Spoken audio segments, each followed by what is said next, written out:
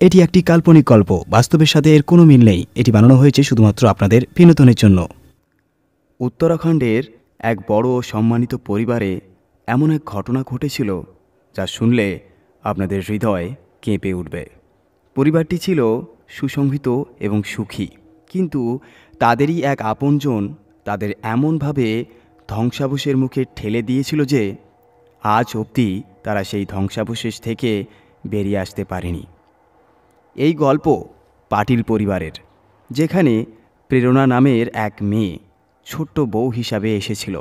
প্রেরণা ছিল এক অনাথ মেয়ে, যে অনাথ আশ্রমেই বড় হয়েছিল, কিন্তু তার ব্যবহার এতটাই ভালো ছিল যে পাটিল পরিবার তাকে তাদের পুত্রবধূ করার সিদ্ধান্ত নেয়।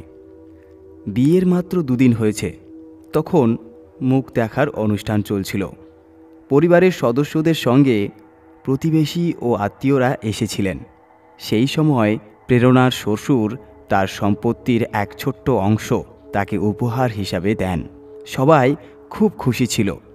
শীঘ্রই প্রেরণা তার স্বামী সমীর মধুচন্দ্রিমার জন্য মনালি যায়, কিন্তু মনালি থেকে ফিরে আসার পর থেকেই তাদের পরিবারে অশুভ সময় শুরু হয়, যা প্রথমে কেউ বুঝতে পারেনি। সে রাতে প্রেরণা ও সমীর যখন বাড়ি ফিরে আসে, তখন সমীর লক্ষ্য করল যে প্রেরণার মুখ বেশ বিবর্ণ লাগছে। ক্লান্তির কারণে এমন হতে পারে ভেবে সবাই তাকে বিশ্রাম নিতে বলে। রাত 9টার দিকে যখন সবাই একসঙ্গে রাতের খাবার খেতে বসেছিল, তখন প্রেরণা এমনভাবে খাচ্ছিল যেন বহুদিন ধরে না খেয়ে আছে। সবাই ভাবল হয়তো বাইরের খাবার ভালো লাগেনি। খাওয়া শেষে প্রেরণা নিজের ঘরে ফিরে যায়। রাত গভীর হতে থাকে, কিন্তু প্রেরণা কেমন যেন অস্বাভাবিক অনুভব করতে থাকে। তার হাত পা কাঁপছিল, প্রচণ্ড ঘাম হচ্ছিল। হঠাৎ জানালার বাইরে থেকে একটি বিড়াল ঘরে এসে ডাকতে থাকে। বিড়ালটিকে দেখে প্রেরণা প্রচণ্ড ভয় পেয়ে যায়। সে চিৎকার করে বলতে থাকে, আমার কাছে এসো না, এখান থেকে চলে যাও। বিড়ালটি পালিয়ে গেলে সে কিছুটা স্বস্তি অনুভব করে, কিন্তু তারপরেই তার প্রচণ্ড ক্ষুধা পায়। প্রেরণা তখন খেতে কিছু খুঁজতে কিচেনে যায়। সেখানে সে সমস্ত বাসনপত্র উল্টে পাল্টে খাবার খুঁজতে থাকে, কিন্তু সবই খালি ছিল।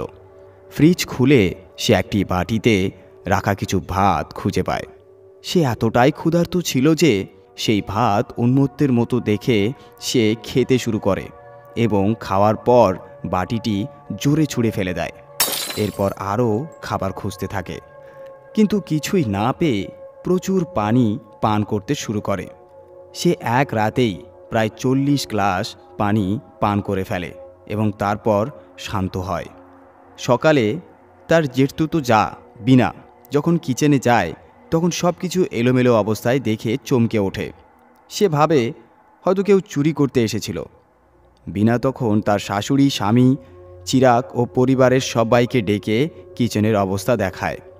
সবাই অবাক হয়ে যায়, কিন্তু বাড়ির কিছুই চুরি যায়নি। ফলে তারা ভাবে হয়তো বিড়াল ঢুকে এসব করেছে। বিষয়টি নিয়ে তারা খুব বেশি না ভেবে স্বাভাবিক হয়ে যায়। রাত হলে আবার প্রেরণার আচরণ অদ্ভুত হতে শুরু করে। তার শরীরে কাঁপুনি ধরে। সে অজানা কোনো ভয়ে আতঙ্কিত হয়ে পড়ে। সবাই ঘুমিয়ে পড়লেও প্রেরণা কিছুতেই ঘুমাতে পারছিল না। প্রতিদিন রাতের বেলা তার মনে হতে লাগলো কেউ যেন তাকে ডাকছে, যেন কিছু একটা তাকে নিয়ন্ত্রণ করতে চাইছে। এরপর থেকে পাটিল পরিবারের উপর একের পর এক ভয়ঙ্কর ঘটনা ঘটতে থাকে। পরের দিন রাতের 12টা বেজে গেল, কিন্তু প্রেরণার ঘুম আসছিল না। ঠিক তখনই সে আবার প্রচণ্ড ক্ষুধা অনুভব করল। সে উঠে আবারও কিচেনে গেল, কিন্তু কিছু না পেয়ে ফের পানি পান করতে শুরু করল। এ রাতে সে দ্বিগুণ পরিমাণ পানি পান করল, প্রায় 80 গ্লাস। এরপর তার ক্ষুধা কিছুটা শান্ত হলো এবং সে ঘুমিয়ে পড়ল। পরদিন সকালে কিচেনের অবস্থা দেখে সবাই আবারও অবাক হয়ে যায়। কিচেন সম্পূর্ণ অগোছালো ছিল, কিন্তু এবার তারা লক্ষ্য করল কিচেন থেকে কিছু খাবারও গায়েব হয়ে গেছে। তারা ভাবল হয়তো কোনো অভুক্ত দরিদ্র ব্যক্তি লুকিয়ে এসে রাতের বেঁচে যাওয়া খাবার খেয়ে চলে যাচ্ছে। কিন্তু প্রশ্ন ছিল, কেউ ঢুকবে কিভাবে? কিচেনের জানালায় লোহার গ্রিল লাগানো ছিল, ফলে সেখান থেকে ঢোকা সম্ভব ছিল না। পুরো বাড়ির দরজাও রাতে বন্ধ থাকত। সমীর বলল, আমি আজ রাতে জেগে থাকব, দেখে নেব কে এইসব করছে। এটা কোনো মানুষ না কোনো কুকুর বেড়াল। রাত 9টা বাজে। প্রেরণা ভীতু সশস্ত্র হয়ে বসে আছে। সমীর জিজ্ঞেস করল, কি হয়েছে প্রেরণা? সব ঠিক আছে তো? প্রেরণা ফিসফিস করে বলল, আমার খুব ভয় লাগছে। এটা শুনে সমীর অবাক হয়ে গেল। সে বলল, ভয়? কিন্তু কেন? প্রেরণা বলল, আমি জানি না, কিন্তু রাত হলেই আমি খুব ভয় পাই। সমীর ভাবল হয়তো সে অন্ধকারকে ভয় পায়, তাই সে বলল, ভয় পেও না, তুমি নিজের বাড়িতেই আছো, তুমি নিরাপদ। প্রেরণা চুপচাপ কাঁপতে কাঁপতে বসে থাকলো, আর সমীর মোবাইল নিয়ে ব্যস্ত থাকলো।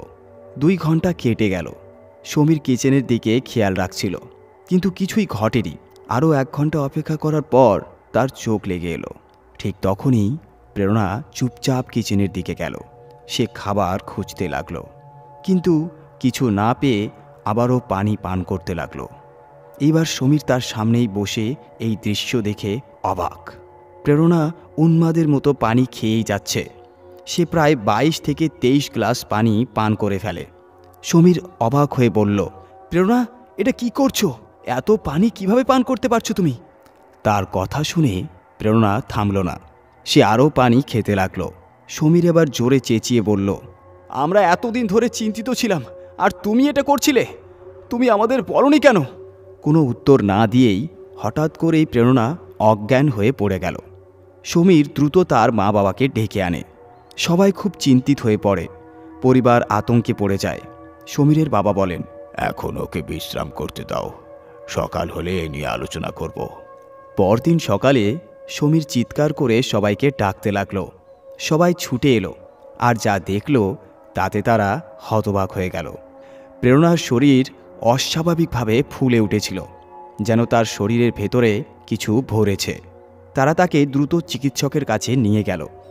ডাক্তার পরীক্ষা করে জানালেন তার শরীর পানিতে পরিপূর্ণ হয়ে গেছে। ডাক্তার বললেন, সাধারণত অতিরিক্ত পানি পান করলে হাইপোনাট্রেমিয়া হয়, যার ফলে শরীরে সোডিয়ামের মাত্রা কমে যায় এবং ফোলা ভাব দেখায়। কিন্তু প্রেরণার অবস্থা সম্পূর্ণ আলাদা। ডাক্তাররা ভীতু হয়ে বললেন, এমন অবস্থা আমরা আগে কখনো দেখিনি, আমাদের পরামর্শ তাকে অন্য কোথাও নিয়ে যান। এই কথা শুনে পাটিল পরিবার পুরোপুরি দিশেহারা হয়ে পড়ল।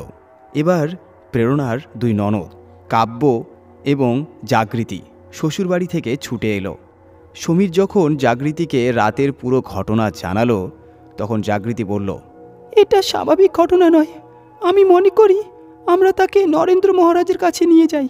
সবাই একমত হলো।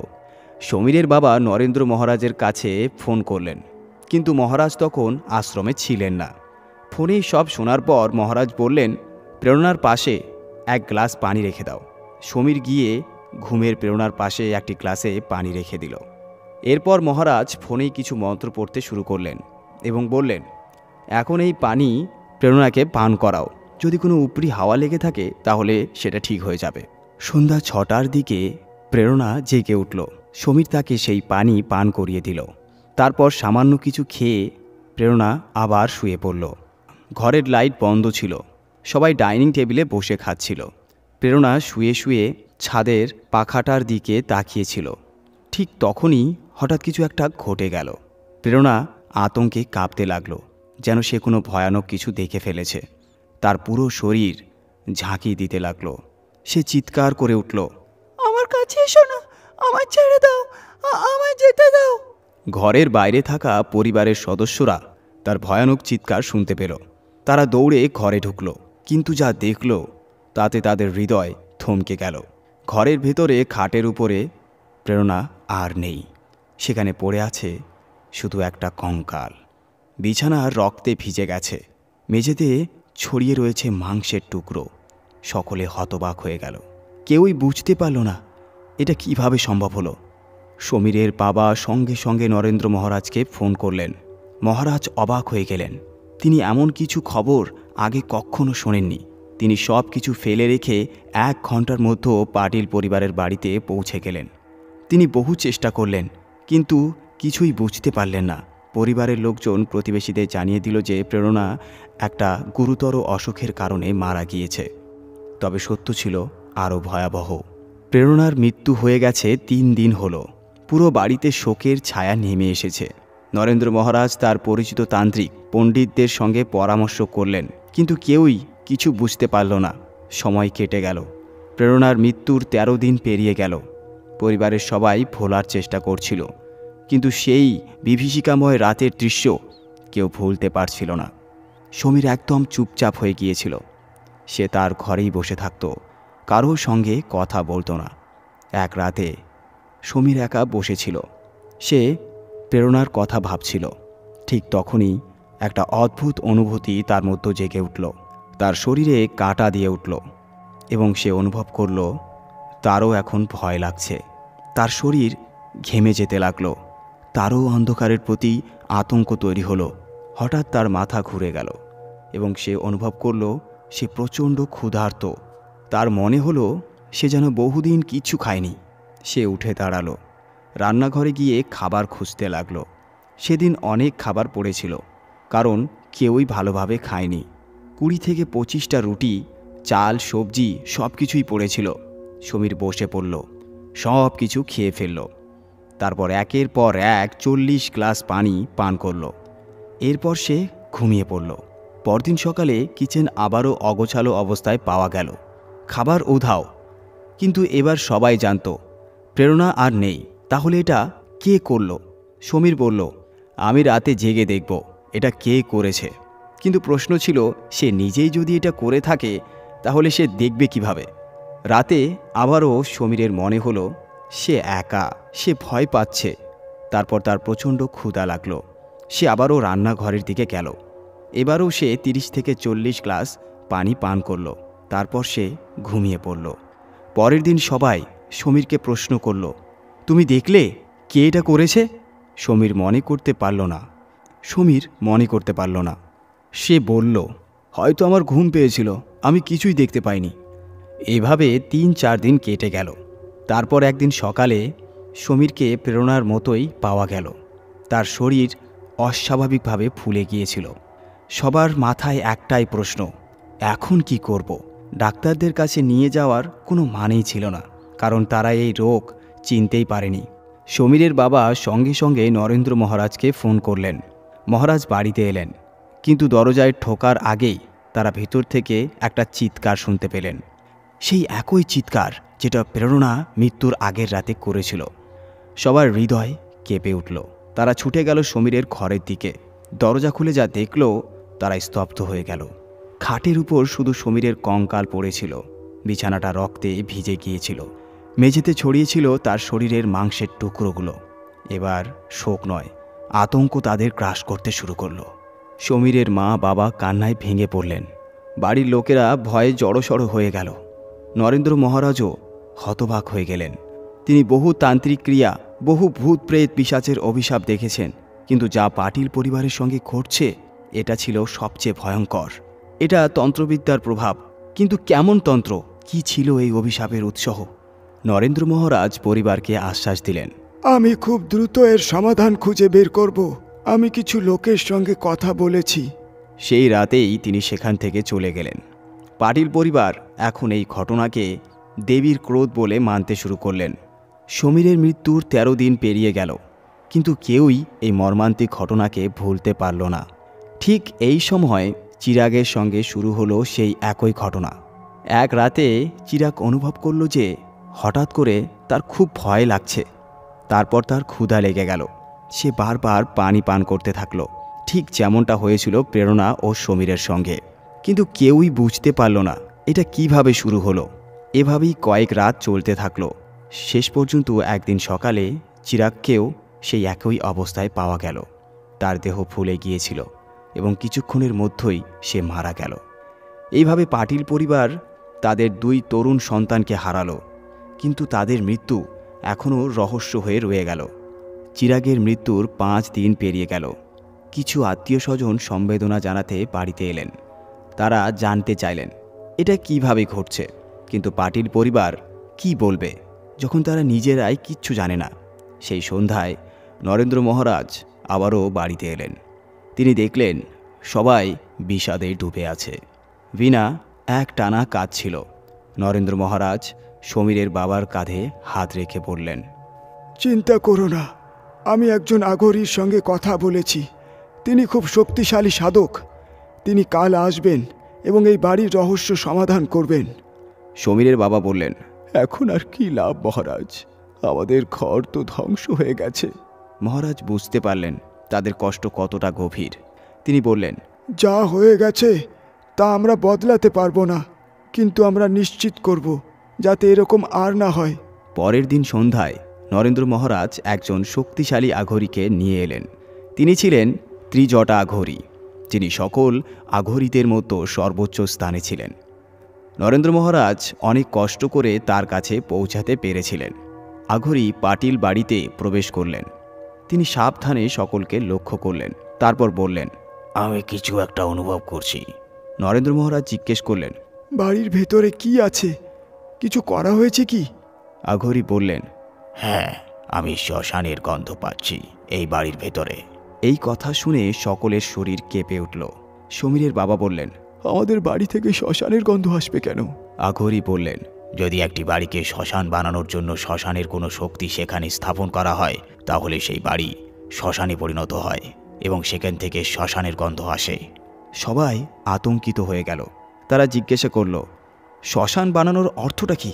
আঘরী বললেন, এর মানে হলো কেউ চায় যে তোমাদের গোটা বংশ ধ্বংস হয়ে যাক। এ কথা শুনে সবার মুখ ফ্যাকাশে হয়ে গেল। আঘরী পুরো বাড়ি ঘুরে দেখলেন, বাড়ির মন্দিরেও গেলেন, সর্বত্র শ্মশানের গন্ধ। তিনি বললেন, এখানে নিশ্চিতভাবেই কিছু একটা ছেড়ে দেওয়া হয়েছে। নরেন্দ্র মহারাজ বললেন, তাহলে দয়া করে দ্রুত কিছু করুন। আঘরী কিছু জিনিস আনানোর জন্য নির্দেশ করলেন। প্রথম, প্রেরণা, সমীর ও চিরাগের ব্যবহৃত পোশাক। দ্বিতীয়ত, তাদের ব্যবহৃত পারফিউম ও ব্যক্তিগত জিনিসপত্র। তৃতীয়ত, পরিবারের অন্যান্য সদস্যদের ব্যবহৃত রুমাল ও কাপড়। এরপর তিনি একটি বন্ধ ঘরে প্রবেশ করলেন। তিনি একা বসে একটি শক্তিশালী তান্ত্রিক অনুষ্ঠান শুরু করলেন। বাইরে সবাই বসে অপেক্ষা করছিল। ঘর থেকে আঘরীর মন্ত্রোচ্চারণ শোনা যাচ্ছিল। সেই রাত খুব দীর্ঘ মনে হচ্ছিল। অবশেষে অনেকক্ষণ পরে আঘরী ঘরের বাইরে এলেন। তিনি বললেন, এই বাড়িকে শ্মশান বানানোর জন্য এক শক্তিশালী অভিশাপ দেওয়া হয়েছে। একজন তান্ত্রিক এখানে ক্ষুধার্ত মাসনি ছেড়ে দিয়েছে। ক্ষুধার্ত মাসনি? আঘরী বললেন, হ্যাঁ, ক্ষুধার্ত মাসনি, যা হলো এক ভয়ঙ্কর আত্মা যা শ্মশানে থাকে। এটি সর্বত্র ক্ষুধার্ত থাকে এবং শ্মশানের লাশ খায়, কিন্তু যখন কেউ এটিকে ব্যবহার করে তখন এটি জীবিত মানুষদের খেয়ে ফেলে, তাদের শুধু কঙ্কাল রেখে যায়। সবাই আতঙ্কে জমে গেল। এবার প্রশ্ন ছিল, কে করেছে এই অভিশাপ? আঘরী বলল, এটি করেছে জাগৃতির ননদ জবা। সবাই হতবাক হয়ে গেল। ভাস্কর বললেন, কিন্তু জবা এমন কাজ করবে কেন? আঘরী সব কিছু জানিয়ে দিলেন। জবা সমীরকে ভালোবাসত। সে সমীরকে বিয়ে করতে চেয়েছিল, কিন্তু যখন প্রেরণা এলো তখন আর জবা পাগলের মতো হয়ে গেল। সে প্রেরণার মুখ দেখার অনুষ্ঠানে উপস্থিত ছিল। যখন সমীরের বাবা প্রেরণাকে সম্পত্তি লিখে দিলেন তখন জবা হিংসায় জ্বলতে লাগলো। সেই রাতে সে প্রচণ্ড নেশাগ্রস্ত হয়ে এক তান্ত্রিকের কাছে গিয়েছিল। সে বলেছিল, আমি প্রেরণা এবং পুরো পাটিল পরিবারকে ধ্বংস করতে চাই। তান্ত্রিক তার কাছ থেকে 2 লক্ষ টাকা চাইল এবং সে সেটা দিয়ে দিল, এবং তারপর থেকেই এই ঘটনাগুলো ঘটতে শুরু করে পাটিল পরিবারে। সেই রাতেই সমীর ও প্রেরণা যখন মানালি থেকে ফিরছিল তখন তাদের গাড়ি শ্মশানের সামনে এসে হঠাৎ বন্ধ হয়ে গেল, এবং সমীর তখন গাড়ি ঠিক করছিল আর প্রেরণা গাড়ির বাইরে দাঁড়িয়েছিল। ঠিক তখনই তান্ত্রিক প্রেরণার উপর সেই রাক্ষসী মাসানিকে ছেড়ে দেয়। এই তান্ত্রিক বহুদিন ধরে সেই ক্ষুধার্ত মাসনিকে সিদ্ধ করে রেখেছিল, তাই এটি করতে তার একটুও সময় লাগলো না। মাসনি, সেই ক্ষুধার্ত মাসনি প্রবেশ করলো প্রেরণার দেহে, আর তারপর থেকে শুরু হলো এইসব ঘটনা। প্রেরণা অনুভব করলো তার শরীর কাঁপছে, তার মনে প্রচণ্ড ভয় জাগতে লাগলো। তারপর তীব্র ক্ষুধা অনুভব করলো, কিন্তু সেই ক্ষুধার্ত মাসনির প্রভাবের কারণে সে খাবার খেতে পারছিল না। তাই সে একের পর এক পানি পান করতে থাকলো। তার দেহ পুরো পানিতে ভরে উঠল। শেষমেশ সেই রাক্ষস মাসানি নিজের ক্ষুধা মেটানোর জন্য প্রেরণাকে খেয়ে ফেলল। ঠিক একইভাবে সমীর ও চিরাগের সঙ্গেও এই ঘটনা ঘটেছিল। আগরি আরও বললেন, যদি সেই রাক্ষসী মাসানিকে থামানো না হয় তবে এই বাড়ির প্রত্যেক সদস্য এইভাবেই মারা যাবে। এমনকি সমীরের বাবার ভাই, আত্মীয় স্বজন, এই পরিবারের রক্তের সম্পর্কিত কেউই রেহাই পাবে না। ক্ষুধার্ত মাসনিকে এই কারণেই ব্যবহার করা হয় যাতে গোটা পরিবার ধ্বংস হয়ে যায়। এটি খুবই মারাত্মক অভিশাপ। সবাই আতঙ্কে বলল, মহারাজ আমাদের বাঁচান, দয়া করে এটি সরিয়ে দিন। আঘরি বললেন, এটি সহজ নয়, কিন্তু আমি চেষ্টা করব যাতে এই অভিশাপ শেষ হয়। তবে পুরো পাটিল পরিবারকে একত্রিত হতে হবে। এতে গোটা বংশের সকলকে উপস্থিত থাকতে হবে, না হলে এই সাধনা কার্যকর হবে না। আর এটি শুধু অমাবস্যার রাতেই সম্ভব। আমাদের কাছে মাত্র 2 দিন আছে। সমীরের বাবা দ্রুত সকল আত্মীয়দের খবর পাঠালেন, তাদের পুরো ঘটনা জানালেন। প্রথমে সবাই ভয় পেল, কিন্তু বাঁচার জন্য সবাই রাজি হলো। 20 থেকে 25 জন আত্মীয় 2 দিনের মধ্যে এসে উপস্থিত হলেন। অমাবস্যার রাতে আঘরি সেই ক্ষুধার্ত মাসনিকে সরানোর জন্য এক শক্তিশালী হোমযজ্ঞ শুরু করলেন। গভীর রাতে এক গোপন কক্ষে আঘরি 25টি বিশেষ চক্র আঁকলেন মাটিতে। প্রত্যেককে বললেন, যা কিছুই হোক না কেন, কেউ এই চক্রের বাইরে যাবে না। সবাই ভয় নিয়ে নিজ নিজ চক্রের মধ্যে বসলেন। প্রত্যেককে তুলসী পাতা, নিম পাতা, কুমকুম, গুড়োয়েল ফুল এবং 1 টুকরো কর্পূর দেওয়া হলো। এরপর আঘরি শুরু করলেন শক্তিশালী মন্ত্র উচ্চারণ। ধীরে ধীরে মায়ের আরাধনা শুরু হলো। মা কালীকে আহ্বান করা হলো। তারপর সকলকে হাতের জিনিসগুলি হোমযজ্ঞে ফেলতে বলা হলো। আঘরি এবার নিজের জটা খুললেন। তিনি নিজের চুলের কিছু অংশ ছিঁড়ে প্রত্যেকের হাতে দিলেন।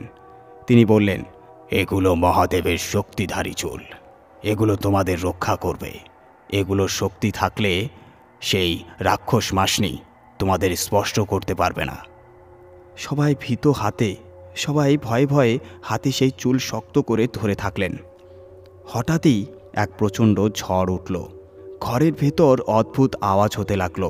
কিছুক্ষণ পরে সমস্ত আওয়াজ থেমে গেল। আঘরি বললেন, অনুষ্ঠান সম্পূর্ণ হয়েছে। সেই ক্ষুধার্ত মাসনি এই বাড়ি থেকে চলে গেছে। কিন্তু একটি কাজ এখনও বাকি ছিল।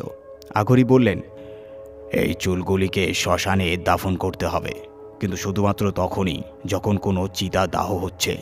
এটি শ্মশানের শক্তির সঙ্গে মিলে যাবে এবং সেই রাক্ষস মাসনি আর কখনো ফিরে আসবে না। সমীরের বাবা ও নরেন্দ্র মহারাজ শ্মশানে গেলেন। সেখানে একটি চিতা দাহ করা হচ্ছিল। তারা সতর্কতার সঙ্গে সেই চুল চিতার পাশে মাটিতে পুঁতে দিলেন। তারপর বাড়ি ফিরে এলেন। আঘরি বললেন, এখন অভিশাপ শেষ। ভূমি মশানি ফিরে গেছে শ্মশানে। এরপর তারা বিদায় নিলেন। কিন্তু পাটিল পরিবারের ক্ষতি যা হওয়ার তা তো হয়েই গিয়েছিল।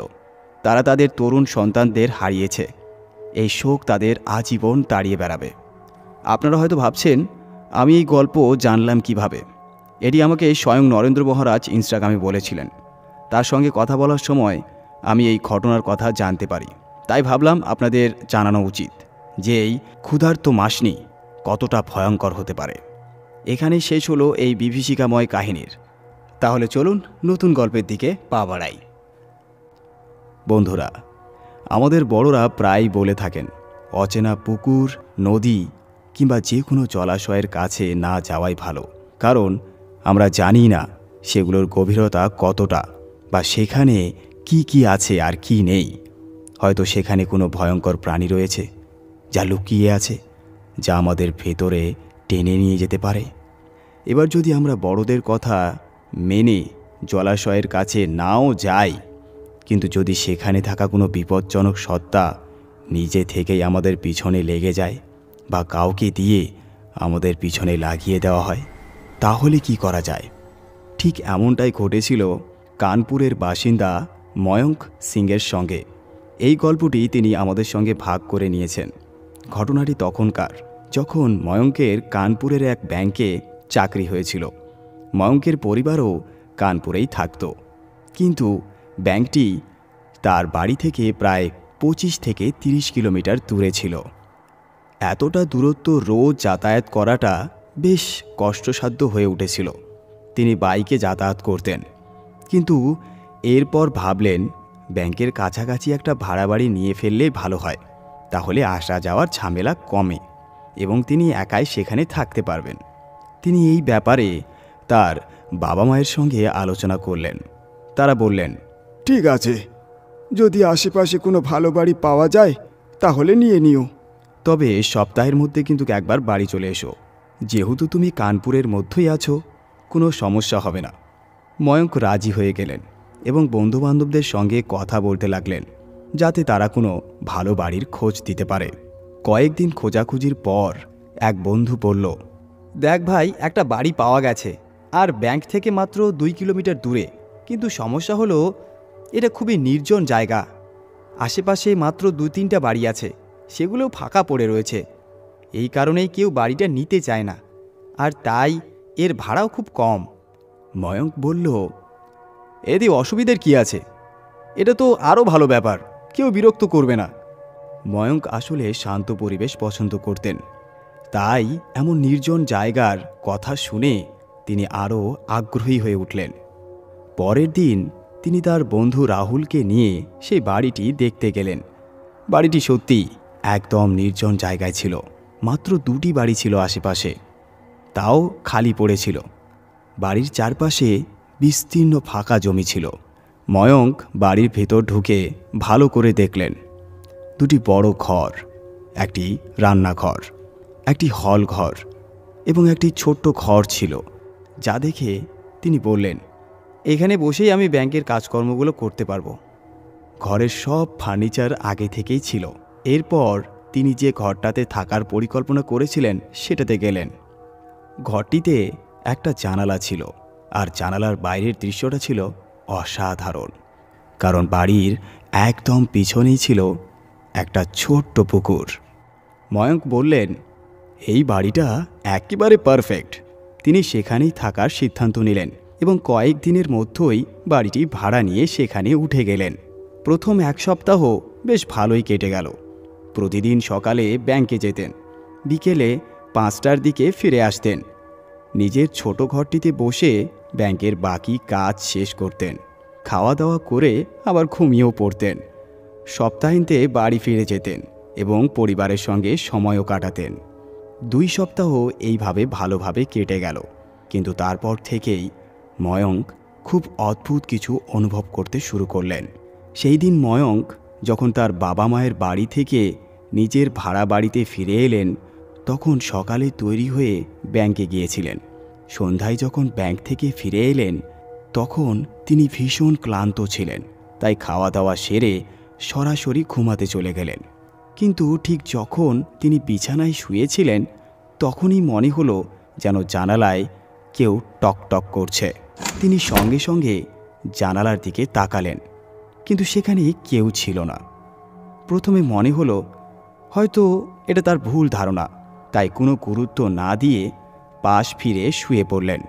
কিন্তু ঠিক 10 মিনিট পর আবার জানলায় জোরে ধাক্কা দেওয়ার শব্দ হলো। এবার ময়ঙ্ক উঠে জানলার দিকে এগিয়ে গেলেন এবং খুলে দেখলেন আশেপাশে কেউ আছে কিনা। কিন্তু বাইরে তাকিয়ে দেখলেন কোথাও কেউ নেই। এতে তার মনে সন্দেহ হলো, তাই তিনি জানালা ভালো করে বন্ধ করলেন। জানালায় ছোট্ট একটা পর্দা ছিল, সেটাও টেনে দিলেন এবং শুয়ে পড়লেন। কিন্তু এরপর কিছুতেই তার ঘুম আসছিল না। তিনি একদিক থেকে আরেক দিকে অনেকক্ষণ ধরে এদিক সেদিক কাঁধ বদলাতে লাগলেন। অবশেষে যখন তার চোখ ভারী হয়ে আসছিল এবং তিনি চোখ বন্ধ করলেন, তখন আবার জানলায় কেউ টোকা দিল। এবার ময়ঙ্ক বুঝতে পারছিলেন না আসলে কি হচ্ছে। এটা কি শুধুই কাকতালীয় ব্যাপার, নাকি কেউ মজা করছে?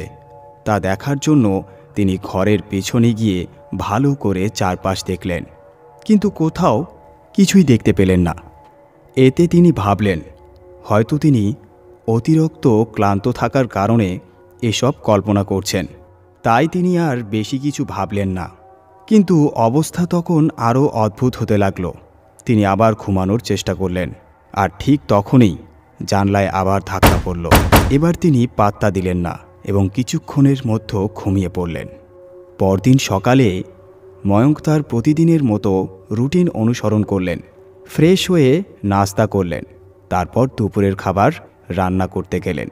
কিন্তু ঠিক তখনই অদ্ভুত কিছু ঘটল। রান্নাঘরের সিঙ্কের কল থেকে হঠাৎ জল পড়তে শুরু করলো। এটা দেখে ময়ঙ্ক অবাক হয়ে গেলেন। তিনি ভাবলেন, এটা কিভাবে হলো? তিনি এগিয়ে গিয়ে কলটা বন্ধ করলেন, কিন্তু কিছু বুঝতে পারছিলেন না। ভাবলেন, যাও, কিছু না, হয়তো নর্মালি খুলে গিয়েছিল। তাই তিনি আর বেশি কিছু না ভেবে আবার রান্নার কাজে মন দিলেন। কিন্তু মাত্র 5 মিনিট পরেই আবার সেই কল থেকে জল পড়তে শুরু করলো। এবার তার হাত থেকে একটি প্লেট পড়ে ভেঙে গেল। হৃৎপিণ্ড ধুকধুক করতে লাগলো। তিনি দ্রুত সিঙ্কের কাছে গিয়ে কলটা বন্ধ করলেন। কিছুক্ষণ ধরে সেটার দিকে তাকিয়ে রইলেন, প্রায় 10 থেকে 15 মিনিট। কিন্তু এবার আর কিছু ঘটল না। অবশেষে তিনি ভাবলেন, হয়তো এটা কোনো টেকনিক্যাল প্রবলেম, কাল একজন প্লাম্বার ডেকে ঠিক করে নেব। তিনি কলের মুখে একটা কাপড় বেঁধে দিলেন, যাতে আর না খুলতে পারে। তারপর খাওয়া দাওয়া করে কিছুক্ষণ ফোন চালাতে লাগলেন। 1 ঘন্টা কেটে গেল। তারপর তার চোখ ভারী হয়ে এলো। তিনি ফোনটি বিছানার পাশে সাইডে টেবিলে রেখে ঘুমিয়ে পড়লেন। পরদিন ভোর 6টার দিকে ঘুম ভাঙল। তিনি পাশের টেবিল থেকে ফোনটা নিতে হাত বাড়ালেন, কিন্তু ফোনটা নেই। তিনি অবাক হয়ে দেখলেন, ফোনটা কোথাও নেই। আমি তো রাতে এখানেই রেখেছিলাম। তিনি চারিদিকে খুঁজতে লাগলেন। তারপর যখন তার চোখ পড়ল ঘরের এক কোণে রাখা এক পানি ভর্তি জগের দিকে, তখন তিনি নিস্তব্ধ হয়ে গেলেন। তার ফোন জলের মধ্যে ডুবেছিল। তিনি হতবাক হয়ে গেলেন, এটা কিভাবে হলো? ফোন তো আমি টেবিলেই রেখেছিলাম। তিনি ফোনটা তুলে দেখলেন, ফোন পুরোপুরি নষ্ট হয়ে গেছে। এবার তার মাথা কাজ করা বন্ধ করে দিল। এটা কি কোনো চোরের কাজ? কিন্তু চোর হলে তো ফোন চুরি করত, তাহলে সে এটা পানিতে ফেলে দেবে কেন? কোনো মানুষই বা এটা করবে কেন? এসব চিন্তা মাথায় ঘুরতে লাগলো। অবশেষে তিনি অফিসে গেলেন এবং তার বন্ধু রাহুল, যে এই ব্যাংকে কাজ করত, তাকে সব কিছু খুলে বললেন। ময়ঙ্ক ব্যাংকে গিয়ে তার সহকর্মী রাহুলের সঙ্গে সব ঘটনা শেয়ার করার পর রাহুল বলল, আরে ভাই, হতে পারে তুই ঘুমের ঘোরে নিজের ফোনেই জগের মধ্যে ফেলে দিয়েছিস। অনেক সময় এমনটা হয়ে যায়। ময়ঙ্ক একটু ভাবলেন, হ্যাঁ, এটাও হতে পারে। আমি তো ফোনটা টেবিলে রেখে ঘুমিয়েছিলাম, কিন্তু হয়তো ভুল করেই পানির জগে ফেলে দিয়েছি। তিনি এই ঘটনাটাকে খুব একটা গুরুত্ব দিলেন না এবং সব কিছু ভুলে গিয়ে অফিসের কাজে যোগ দিলেন। কিন্তু সেই রাতে যখন তিনি ব্যাংক থেকে বাড়ি ফিরলেন, তখন তার পায়ের নিচ থেকে যেন মাটি সরে গেল। ভয়ঙ্কর দৃশ্য। সারা ঘর তছনছ হয়ে গিয়েছিল। টেবিল চেয়ার উল্টে পড়েছিল, ফুলদানি ভাঙা পড়েছিল, ঘরের সব কিছু এলোমেলো হয়ে ছড়িয়ে ছিটিয়েছিল। ঘরের ডাবল বেড নিজের জায়গা থেকে সরিয়ে ফেলা হয়েছিল, আলমারি উপুড় হয়ে পড়েছিল, আর সবচেয়ে অদ্ভুত ব্যাপার ছিল, সব কিছু ভিজে ছিল। বিছানা, চাদর, বালিশ, কাপড় সব কিছু একদম জলময় ছিল। এতে ময়ঙ্ক পুরোপুরি স্তব্ধ হয়ে গেলেন। তিনি দৌড়ে বাথরুমে গিয়ে কলগুলো চেক করলেন। দেখলেন সব কল খোলা ছিল, কিন্তু এক ফোঁটাও জল পড়ছিল না। তিনি ভাবলেন, পানির ট্যাঙ্ক হয়তো খালি হয়ে গেছে, কিন্তু সব কল কেন খোলা? এবার তার মনে সন্দেহ হতে লাগলো। এ বাড়িতে নিশ্চয়ই কিছু একটা আছে, কিন্তু এ কথা তিনি কারোর সাথে শেয়ার করবেন কিভাবে? রাত তখন অনেক হয়েছে, আশেপাশে কোনো প্রতিবেশীও ছিল না, আর বাবা মায়ের বাড়ি এত দূরে যে এখন যাওয়াও সম্ভব নয়। রাহুলকে ফোন করতেই আর এক সমস্যা। তিনি ভাবলেন, রাহুলকে ডাকি, ওর বাড়ি তো বেশি দূরে নয়। তিনি রাহুলকে ফোন করলেন, কিন্তু ফোন লাগলো না। এতে আরও ঘাবড়ে গেলেন তিনি। তখন ময়ঙ্ক ভাবলেন, যাই হোক, ওর বাড়িতেই চলে যাই। সব ঘটনা ওকে বলতে অন্তত আজ রাত ওর বাড়িতে থাকতে পারবো। এই কথা বলতেই অদ্ভুত আওয়াজ। ময়ঙ্ক দরজা খুলে বেরোনোর জন্য প্রস্তুতি হচ্ছিলেন, কিন্তু ঠিক তখনই শুনতে পেলেন ঘর থেকে কিছু একটা টানাটানি করার আওয়াজ আসছে। তিনি থমকে গেলেন। তিনি আস্তে আস্তে ঘরের দিকে ফিরে তাকালেন, কিন্তু দেখলেন সব আগের মতোই আছে। তিনি ভাবলেন, হয়তো ভুল শুনেছি। তিনি ঘর থেকে বেরোনোর জন্য আবার পা বাড়ালেন, কিন্তু ঠিক তখনই তার সামনে নিজের চোখের সামনে কিং সাইজের ডাবল বেড আস্তে আস্তে পিছলে ঘরের কোণে চলে গেল। এবার তার পুরো শরীর শিউরে উঠল। এত বড় দৃশ্য দেখে তিনি জড়সড় হয়ে গেলেন। ঠিক তখনই বাথরুম থেকে আবার এক অদ্ভুত আওয়াজ আসতে লাগলো। সেই আওয়াজ ঠিক যেন জল পড়ার শব্দ। কিন্তু ময়ঙ্ক তো একটু আগেই চেক করেছিলেন যে ট্যাঙ্ক খালি, কোনো জলই নেই। তাহলে এই শব্দ আসছে কোত্থেকে? এটা জানার জন্য তিনি আস্তে আস্তে বাথরুমের দিকে এগোলেন। কিন্তু যা দেখলেন তা আরও ভয়ঙ্কর। সেখানে শুধু শব্দ আসছিল, কিন্তু কোনো জল পড়ছিল না। এবার ময়ঙ্কের হৃদস্পন্দন প্রচণ্ড বেড়ে গেল। তিনি কিছু বুঝে ওঠার আগেই দৌড়ে দরজার দিকে ছুটলেন। কিন্তু ঠিক তখনই দরজা স্বয়ংক্রিয়ভাবে বন্ধ হয়ে গেল। তারপরেই বাড়ির সব জানালা দরজা নিজের থেকেই বন্ধ হতে লাগলো। এবার ময়ঙ্কের শরীর যেন জমে গেল। অদৃশ্য জল, অদৃশ্য শক্তি।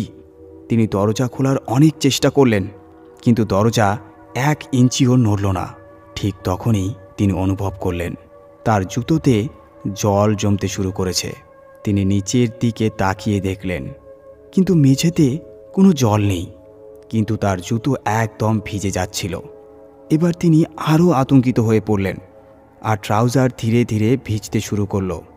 আরও কিছুক্ষণ পর তার প্যান্ট ঘুটনি পর্যন্ত ভিজে গেল। তারপর ধীরে ধীরে তার জামাও ভিজতে লাগলো। এবার তিনি অনুভব করলেন তিনি এমন জায়গায় দাঁড়িয়ে আছেন যেখানে পানির প্রবাহ আছে। তিনি সামনের দিকে 1 পা বাড়ালেন, কিন্তু অনুভব করলেন পানি তাকে টেনে নিচ্ছে, ঠিক যেমন নদীর গভীর জলে হাঁটতে গেলে হয়। তিনি বুঝতে পারলেন না কি করবেন। তারপর হঠাৎ তিনি অনুভব করলেন গলা পর্যন্ত পানি উঠে গেছে। তারপর ধীরে ধীরে পানি তার মাথার উপর উঠতে লাগলো।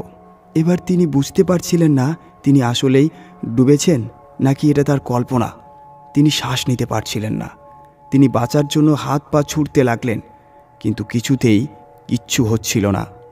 এবার তার চোখের সামনে অন্ধকার নেমে এলো। তিনি তার চারপাশে কিছুই দেখতে পাচ্ছিলেন না। ঠিক তখনই হঠাৎ তিনি শুনতে পেলেন দরজা খুলে যাওয়ার শব্দ। পরবর্তী মুহূর্তেই তিনি অনুভব করলেন পুরো শরীর মাটিতে পড়ে গেল। তারপর কি হলো সেটা কিছুই মনে নেই, কিন্তু যখন তার চোখ খুলল তখন তিনি রাহুলের বাড়িতে। সব কিছু মনে পড়তেই সে আতঙ্কিত হয়ে পড়ল। রাতের ঘটনাগুলো মনে পড়তে তিনি যেন ভয়ে কাঁপতে লাগলেন। তিনি রাহুলকে জিজ্ঞাসা করলেন, আমি তোমার বাড়িতে এলাম কিভাবে? রাহুল বলল, আমি রাতের বেলা তোমার বাড়ির সামনে দিয়ে যাচ্ছিলাম, তখন ভাবলাম তোমার সাথে একটু দেখা করে আসি, কিন্তু দরজা খুলতেই দেখি তুমি মাটিতে পড়ে আছো, পুরো শরীর ভেজা। আর তোমার বাড়ির অবস্থা দেখে আমি তো পুরো স্তব্ধ, সব কিছু তছনছ হয়ে আছে। রাহুল তখন ময়ঙ্ককে জিজ্ঞাসা করল, এটা কিভাবে হলো? সত্যটা জানার পর রাহুল হতবাক। ময়ঙ্ক একে একে সব ঘটনা খুলে বলল। সব কিছু শুনে রাহুল হতবাক হয়ে গেল। সে বিশ্বাসই করতে পারছিল না যে এমন কিছু সত্যিই ঘটতে পারে। কিন্তু ময়ঙ্ক যখন তাকে বিস্তারিতভাবে ব্যাখ্যা করল তখন গিয়ে রাহুল পুরোপুরি বিশ্বাস করল। এরপর রাহুল একটি এমন সত্য জানালো যা শুনে শুধু ময়ঙ্ক নয়, আপনাদেরও গায়ে কাঁটা দিয়ে উঠবে। রাহুল বলল, এর মানে আমি যা শুনেছিলাম তা একদম সত্যি? ময়ঙ্ক অবাক হয়ে বলল, তুমি কি শুনেছিলে এই বাড়ির সম্পর্কে? তখন রাহুল বলল, আজ থেকে প্রায় 5-6 বছর আগে এই বাড়িতে এক যুবক ভাড়া থাকত যে কালো জাদুর চর্চা করত। একদিন সে বাড়ির পিছনের পুকুরে এক জলপিশাচকে দেখতে পায়। তখন সে তন্ত্রমন্ত্রের সাহায্যে সেই জলপ্রেতকে বন্দি করার চেষ্টা করেছিল। মধ্যরাতে সে বিশেষ এক তান্ত্রিক সাধনা করেছিল যাতে সে জলপ্রেতকে নিজের নিয়ন্ত্রণে আনতে পারে, কিন্তু দুর্ভাগ্যবশত সে তার জাদুতে ব্যর্থ হয়।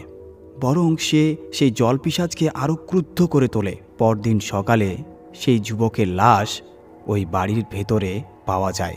সাথে পাওয়া যায় তন্ত্রমন্ত্রের সমস্ত উপকরণ। ময়নাতদন্তে জানা যায় সে পানিতে ডুবে মারা গেছে। কিন্তু সবচেয়ে অদ্ভুত ব্যাপার হলো, সে যদি পানিতে ডুবে মারা যায় তাহলে তার লাশ বাড়ির ভিতর এলো কিভাবে? এই রহস্য আজও কেউ বুঝতে পারেনি। এই ঘটনার পর থেকে কেউই এই বাড়ি ভাড়া নিতে চায় না। এই কথা শুনে ময়ঙ্ক রাগে কেঁপে উঠল। সে চিৎকার করে বলল, তুমি এত গুরুত্বপূর্ণ কথা আমাকে আগে বলনি কেন? কাল রাতে আমিও তো মারা যেতে পারতাম। রাহুল তখন দুঃখিত হয়ে বলল, আমি সত্যিই দুঃখিত ভাই। আমি জানতাম না ব্যাপারটা এত ভয়ঙ্কর হবে। আমি তোমার জন্য নতুন বাড়ি খুঁজে দেব। তুমি দয়া করে এই বাড়ি আজই ছেড়ে দাও। ময়ঙ্ক বুঝতে পারল তার কাছে আর কোনো উপায় নেই। সে বলল, ঠিক আছে, তবে আমাকে আগে কিছু দরকারি জিনিস নিয়ে আসতে হবে। রাহুল কিছুটা ভয় পেল। সে বলল, ওখানে আবার গেলে যদি কিছু হয়? কিন্তু ময়ঙ্ক তাকে বোঝালো, এখন দিন, আমরা একসাথে যাব, কিচ্ছু হবে না। আমার ব্যাংকের কিছু গুরুত্বপূর্ণ কাগজপত্র সেখানে রয়ে গেছে, সেগুলোই আনতে হবে। তাই আর দেরি না করে দুজন দুপুর 12টায় সেই বাড়িতে গেল। বাড়ির পরিস্থিতি আগের মতোই। তারা বাড়িতে ঢুকে দেখল সব কিছু আগের মতোই তছনছ হয়ে পড়ে আছে। ময়ঙ্ক দ্রুত তার সমস্ত দরকারি জিনিস ব্যাগের মধ্যে ভরে নিল। তারপর তারা দ্রুত সেই বাড়ি থেকে বেরিয়ে গেল। এরপর ময়ঙ্ক রাহুলের বাড়িতে 2-3 দিন রইল। সে তার বাবা মাকে ফোন করে সব ঘটনা জানালো। তার বাবা মা বললেন, তুমি আর বাইরে থেকো না, আমাদের কাছে ফিরে এসো। কিন্তু ময়ঙ্ক তাদের আশ্বস্ত করল, এবার আমি ভালো করে দেখে শুনে বাড়ি নেব। 2-3 দিন পর ময়ঙ্ক একটা ভালো এলাকায় নতুন বাড়িতে শিফট করল। যদিও ভাড়া বেশি ছিল, তবু অন্তত আশেপাশে মানুষ ছিল। তবে ময়ঙ্ক ভাবছিল সব কিছু এবার ঠিক হয়ে গেছে, কিন্তু নতুন বিপদ তখনও তার জন্য অপেক্ষা করছিল। 2 দিন পর হঠাৎ ময়ঙ্কের মনে পড়ল তার খুব গুরুত্বপূর্ণ একটা ফাইল পুরনো বাড়িতে রয়ে গেছে। এদিকে তখন রাত হয়ে গেছে, কিন্তু পরদিন ব্যাংকের ম্যানেজারকে ওই ফাইল দিতেই হবে, না হলে বড় সমস্যায় পড়তে হবে। ময়ঙ্ক তাড়াতাড়ি রাহুলকে ফোন করল। সে বলল, ভাই, জরুরি কথা আছে, আমাকে ওই ফাইল আনতেই হবে। চল ভাই, একবার যাই। কিন্তু রাহুল বলল, না না, একদম না, রাতের বেলা সেখানে যাওয়া ঠিক হবে না। ময়ঙ্ক বলল, ভাই, ফাইলটা খুব দরকার, না হলে কাল বড় সমস্যা হয়ে যাবে। কিন্তু রাহুল জোর দিয়ে বলল, আমি বলছি না যেতে, রাতের বেলা আবার কিছু হয়ে গেলে। রাহুল আরও বলল, আমি বলছি তুইও যাস না, যান বাঁচানোটা বেশি জরুরি। কিন্তু ময়ঙ্ক একগুয়েমি করে বলল, ঠিক আছে, তুই না চললে আমি একাই যাব। ময়ঙ্ক একা মোটরসাইকেল নিয়ে রওনা দিল সেই ভয়ঙ্কর বাড়ির দিকে। রাত তখন ইতিমধ্যেই 10টা বেজে গিয়েছিল, আর ময়ঙ্ক ভেবেছিল যে আধ ঘন্টার মধ্যেই ফাইল নিয়ে ফিরে আসবে। কিন্তু যা ঘটল তা একেবারেই আলাদা। ময়ঙ্ক যখন বাড়িতে পৌঁছালো তখন তার কাছে বাড়ির চাবি ছিল। আসলে মালিক কোথাও গিয়েছিল, তাই ময়ঙ্ক চাবি ফেরত দিতে পারেনি। সে দরজা খুলল এবং দেখল যে সব কিছু এখনও ছড়িয়ে ছিটিয়ে পড়ে আছে। সে নিঃশব্দে কোনো আওয়াজ না করে সোজা নিজের ঘরের দিকে গেল এবং ফাইল খুঁজতে লাগলো। চারপাশে সব কিছু এলোমেলো থাকায় ফাইল খুঁজে পেতে অনেক সময় লাগছিল। সে যখন ড্রয়ার ঘাঁটছিল ঠিক তখনই হঠাৎ অন্য এক ঘর থেকে কিছু আওয়াজ আসতে লাগলো। ভয়ে তার হাত থেকে ফাইল পড়ে গেল। তার মনে একের পর এক নেতিবাচক চিন্তা আসতে লাগলো। যদি কিছু অস্বাভাবিক ঘটে, যদি কিছু সত্যি অদ্ভুত হয়। ময়ঙ্ক দ্রুত ফাইল খুঁজতে শুরু করলো, যাতে যত তাড়াতাড়ি সম্ভব এখান থেকে বেরিয়ে যেতে পারে। কিন্তু ঠিক তখনই সে আবার শুনতে পেল যে কোনো কল থেকে পানি পড়ছে, আর তারপর বাড়ির প্রতিটি দরজা যেন কেউ জোরে জোরে আঘাত করতে শুরু করলো। ঠিক সেই মুহূর্তে তার হাতের কাছে দরকারি ফাইলটি পেয়ে গেল। সে সঙ্গে সঙ্গে ঘর থেকে বেরিয়ে গেল। সে বাড়ি থেকে বেরিয়ে আসারই ছিল, তখনই হঠাৎ কেউ তার পা টেনে ধরল। ময়ঙ্ক মাটিতে পড়ে গেল। সে পিছন ফিরে তাকালো, কিন্তু সেখানে কেউ ছিল না। আবার সে উঠে দাঁড়ালো, বাইরে যাওয়ার চেষ্টা করলো, কিন্তু ফের কেউ যেন তার পা ধরে টান দিল। সে আবার পড়ে গেল, আবার পেছনে তাকিয়ে দেখল, কিন্তু কিছুই নেই। এখন তার শ্বাস প্রশ্বাস দ্রুত হয়ে গেল। চারিদিকে দরজায় আঘাতের শব্দ, কল থেকে পড়তে থাকা পানির আওয়াজ, আর তার উপর হঠাৎ পুরো বাড়ির আলো নিভে গেল। চারপাশে ঘন অন্ধকার। সে মোবাইল বের করল, কিন্তু ব্যাটারি ডেড। এখন আপনি খেয়াল করছেন তো, এমন ভৌতিক পরিস্থিতিতে মোবাইল বা টর্চ লাইট সব সময় বন্ধ হয়ে যায়। তখন হঠাৎ তার মনে পড়ল পকেটে একটা লাইটার আছে। সে লাইটার জ্বালালো। হালকা আলোয় সে চারিপাশ দেখার চেষ্টা করল। জানালা ও দরজাগুলো এখনও কাঁপছিল, হঠাৎ সে সামনের দরজার দিকে নজর দিল। দরজার কাছে যেতেই সে আটকে গেল, কারণ সেখানে কেউ দাঁড়িয়েছিল। লাইটারের আলোয় সে দেখতে পেল মাত্র 4 ফুট উচ্চতার এক ব্যক্তি, মাথা নিচু, গায়ে সাদা পোশাক, কোনো শব্দ নেই। ময়ঙ্ক জিজ্ঞেস করল, কে কে কে তুমি? কোনো উত্তর এলো না। লোকটি কেবল নিঃশব্দে দাঁড়িয়েছিল। ময়ঙ্ক ধীরে ধীরে তার দিকে এগোতে লাগলো, কিন্তু মাত্র 2 কদম এগোতেই সেই ব্যক্তি অন্ধকারে মিলিয়ে গেল।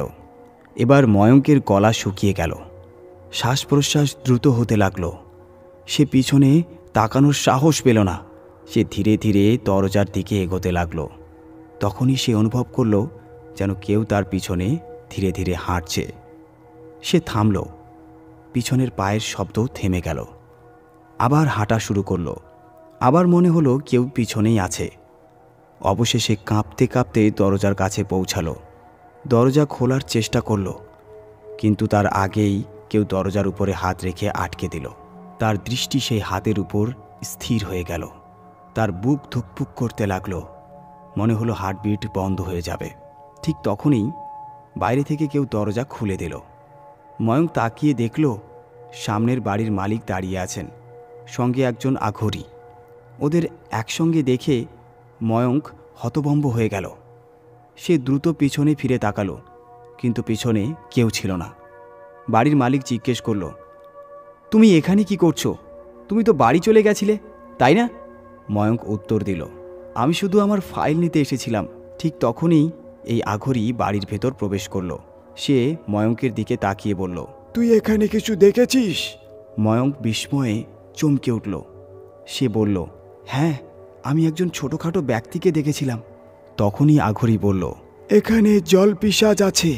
কেউ তাকে এখানে জলবন্দি করে রেখে দিয়েছে, আর এখন সেই আত্মা এই বাড়িটিকেই তার আশ্রয় বানিয়ে নিয়েছে। ময়ঙ্ক ও বাড়ির মালিক দুজনেই আতঙ্কিত হয়ে গেল। ময়ঙ্ক বলল, হ্যাঁ, আমার এক বন্ধু আমার এই বাড়ির সম্পর্কে এমনই কিছু একটা বলেছিল, আর আমার সাথেও এখানে অদ্ভুত অদ্ভুত জিনিস ঘটেছে। আঘোরি বলল, ওই জল পিশাচ খুবই বিপজ্জনক। সে সব সময় তার শিকারকে পানিতে ডুবিয়ে মারে। তাই তুমি এখানে বারবার এমন অভিজ্ঞতা পেতে, যেগুলো সম্পর্ক ছিল সেই জলের সাথে। বাড়ির মালিক কাতর কণ্ঠে বলে, বাবা, আপনি যেভাবেই হোক এই জল পিশাচকে এখান থেকে তাড়িয়ে দিন। তার কারণে কেউ এই সম্পত্তি কিনতে চায় না। কেউ এলে 2 দিনের মধ্যে ভয়ে পালিয়ে যায়। আঘোরি বলল, হবে, তবে সময় লাগবে, কারণ প্রথমে জল পিশাচকে আগে বন্দি করতে হবে। ময়ঙ্ক জিজ্ঞেস করল, আপনি কিভাবে করবেন এটা? আঘোরি বলল, এর প্রস্তুতি কাল থেকে শুরু হবে। এরপর সেদিন রাতে তারা সবাই বাড়ি ছেড়ে চলে গেল। পরের দিন সকালে ময়ঙ্ক তার বন্ধু রাহুলকে বলল, আজ আঘোরি বাবা জল পিশাচকে বন্দি করবে, চল আমরা গিয়ে দেখি কিভাবে হয় এই কাজটা। রাহুল সঙ্গে সঙ্গে রাজি হয়ে গেল। সন্ধ্যাবেলায় তারা দুজন ফিরে গেল সেই ভাড়াটে বাড়িতে। সেখানে গিয়ে দেখে আঘোরি, তার শিষ্য এবং বাড়ির মালিক উপস্থিত। ময়ঙ্ক বলল, আমি যখন পৌঁছালাম তখন দেখলাম পুরো হলঘরের মেঝেতে চাউলের গুঁড়ো দিয়ে বড় বড় লাইন টানা হয়েছে। জিজ্ঞেস করতেই জানা গেল যে ওই দাগের মধ্যে জল পিশাচকে বন্দি করা হবে। লক্ষণ রেখার মধ্যে শুধু আঘোরি থাকবে, বাকিরা বাইরে থাকবে। রাত 8টা। আঘোরি নানা প্রস্তুতি নিতে লাগল। প্রথমে তিনি পুরো বাড়িতে গঙ্গা জল ছিটিয়ে দিলেন। তারপর বাড়ির প্রতিটি নলের মুখে লাল সুতো বাঁধলেন। এরপর একটি বড় পিতলের পাত্রে পানি ভরে সেটিকে চাউলের দাগের মাঝে রাখলেন। তারপর তিনি যজ্ঞের প্রস্তুতি শুরু করলেন। এবার রাত 9টা। ঠিক রাত 9টায় তিনি যজ্ঞের সামনে বসলেন এবং ময়ঙ্কের দিকে তাকিয়ে তাকে ডাকলেন। ময়ঙ্ক একটু আতঙ্কিত হলো, কিন্তু শেষ পর্যন্ত এগিয়ে গেলেন। আঘোরি ধীরে ধীরে তার কানে কিছু বলল। আমি পরে বলবো আঘোরি ঠিক কী বলেছিল তার কানে। এরপর ময়ঙ্ক আঘোরির নির্দেশ অনুযায়ী কাজ করতে রাজি হয়ে গেল। আঘোরি ময়ঙ্কের হাতে সামান্য চাউল দিলেন, তারপর নিজের অনুষ্ঠান শুরু করলেন। যখনই আঘোরি ময়ঙ্কের দিকে তাকাতেন, ময়ঙ্ক তখনই চাউল ওই পিতলের পাত্রের পানিতে ফেলত। এই প্রক্রিয়াটি 7 বার করা হলো। ঠিক তখনই ময়ঙ্ক একটি অদ্ভুত শব্দ শুনতে পেল। তাতে মনে হলো কেউ চিৎকার করছে, আর এই চিৎকার শুধু সেই শুনতে পাচ্ছে। এটা ছিল জল পিশাচের কষ্টের চিৎকার। আঘরি ময়ঙ্কের দিকে তাকিয়ে বলল, কোনো শব্দ শুনছো? ময়ঙ্ক উত্তর দিল, হ্যাঁ। আঘরি এরপর ময়ঙ্কের হাত থেকে চাউল নিয়ে যজ্ঞকুণ্ডে ফেললেন। এরপর তিনি ময়ঙ্কের হাতে একটি রক্ষাসূত্র বাঁধলেন এবং বললেন, এবার দাগের মধ্যে এসো। ময়ঙ্ক ভিতরে ঢুকতেই চিৎকারের শব্দ আরও বেড়ে গেল। ময়ঙ্ক তার কান চেপে ধরল আর বলল, বাবা, এটা আমি সহ্য করতে পারছি না। আঘরি বলল, ঠিক আছে, তুমি এখন বাইরে চলে যাও। ময়ঙ্ক সঙ্গে সঙ্গে বাইরে বেরিয়ে এলো। এবার আমি বলি, আঘরি ময়ঙ্কের কানে ঠিক কি বলেছিল। আঘরি বলেছিল, আমি এখন যজ্ঞ শুরু করব। যেহেতু তুমি জলপিশাচকে শেষবার দেখেছ, তাই তুমি নিশ্চিত করতে পারবে যে সে এই বৃত্তের মতো এসেছে কিনা। এই জন্য আমি তোমাকে 7 বার চাউল দিতে বলব।